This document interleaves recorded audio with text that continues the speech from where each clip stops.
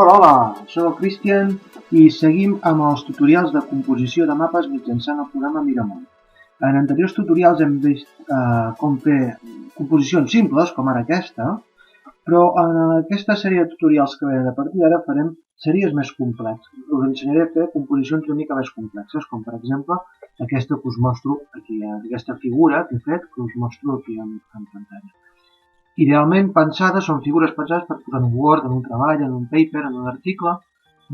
I per tant, una de les coses que us ensenyaré és que posem els tipus de lletra del títol, de la llegenda, de la font de dades, de la mateixa tipus de lletra amb el que estigueu fent el treball.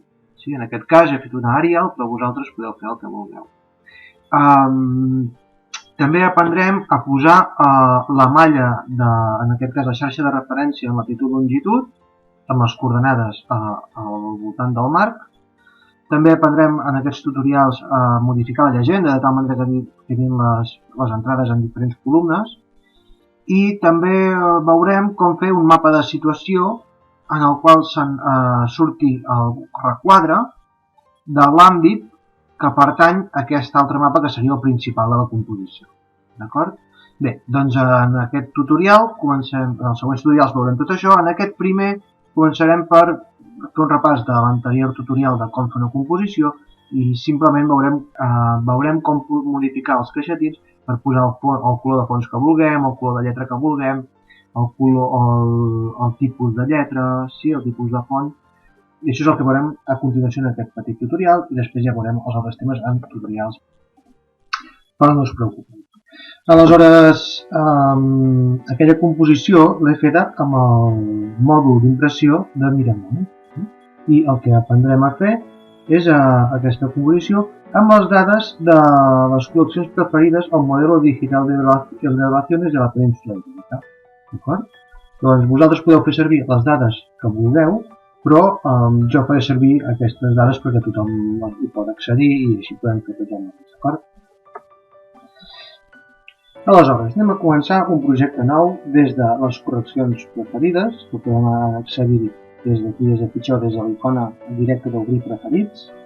I en el cas d'aquest tutorial jo utilitzaré el ràster de mapes típics d'Ibèria, ETRS89, altimetria ràster. Un cop carregat, tindríem aquí el mapa del model digital d'elevacions i podríem anar directament a imprimir-lo si volguéssim, d'acord? Utilitzant l'assistent podem triar si volem el paper horitzontal o vertical. En aquest cas, recordeu que és a partir del PDF Creator com a impressora que podem tenir com a referència i triar vertical o horitzontal. Triarem horitzontal. Variant següent, diem que volem veure tot el que estàvem veient a la vista del Miramon. La plantilla d'usuari de moment fem servir l'habitual i aquí podem escollir quins caixetins posar ja d'entrada. Quedaré només amb una composició senzilla de fletxa nord, escala gràfica, llegenda, títol i ja està. D'acord? I així per defecte ens ha fet aquesta petita composició.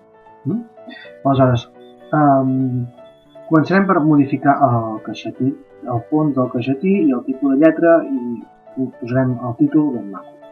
Botó dret, com hem vist en anteriors tutorials, propietats.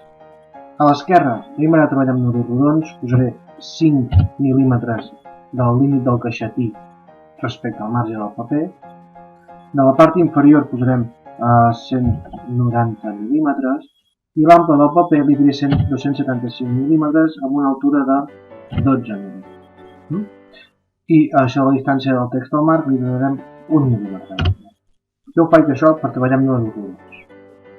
És un consell que us dono, és que treballeu amb números rodons. Un cop fetes aquestes modificacions podem observar que el text està lleugerament massa enganxat de la part superior del caixetí.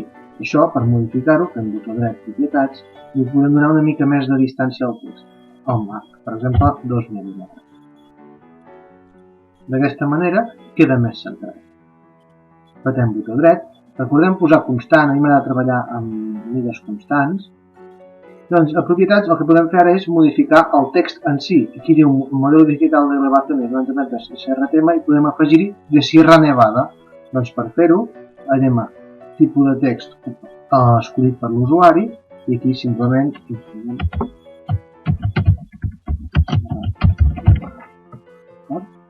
és com es modificaria el text del caixetí. El tipus de lletra es varia des d'aquí, des de font. Això aplica a tots els caixetins, deixa que us ho estic explicant. Arial, negreta, si estiguéssim fent un treball amb calibrí, doncs faríem calibrí, o en aquest cas, color negre, però també podríeu posar un tipus i el fons del caixetí, que en aquest cas és color groc, es modificaria des d'aquí, des de color. Podríem donar-li, per exemple, un gris. Jo triaré primer aquest color gris que hi ha aquí marcat i podeu escollir diferents variants des de la paleta mateixa o podríeu fer composicions. Molt bé, imagineu-vos que ja estic content amb això. Molt bé, doncs ja tindríem la primera part, l'edició d'un caixetí, i així podríem anar fent amb la resta de caixetins que anéssim generant en la composició. Llavors, per acabar aquest petit tutorial, dir-vos que podem agafar qualsevol altre caixetí i alinear-lo o centrar-lo respecte a un altre. Per exemple, el mapa, podríem abatar botó dret i alinear-lo respecte al caixetí 1, que en aquest cas seria el títol, a la banda esquerra. De la mateixa manera que podríem agafar a la fletxa nord, apretar botó dret i dir-li que alinear-la respecte al mapa. Si us trobeu amb que cada cop que s'ha de dibuixar el mapa tarda molt, podeu desactivar aquests dos botons i tornar a activar el detall dels caixetins complexes. Aleshores aquí he posat el nom, és a dir, el nom del caixetí. Una altra coseta seria centrar, per exemple, aquest caixetí, que és l'escala gràfica, respecte al mapa. Doncs podríem fer botó dret, centrar respecte al mapa, per exemple.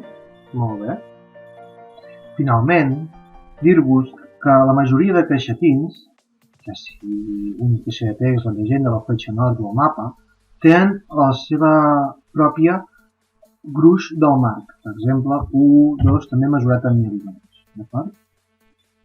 Doncs bé, ja acabarem aquest petit tutorial dels caixetins de text i ara avançarem en altres tutorials, com per exemple el següent, que és visualitzar la xarxa de referència i les coordenades posades al voltant de l'entorn del marc del mapa.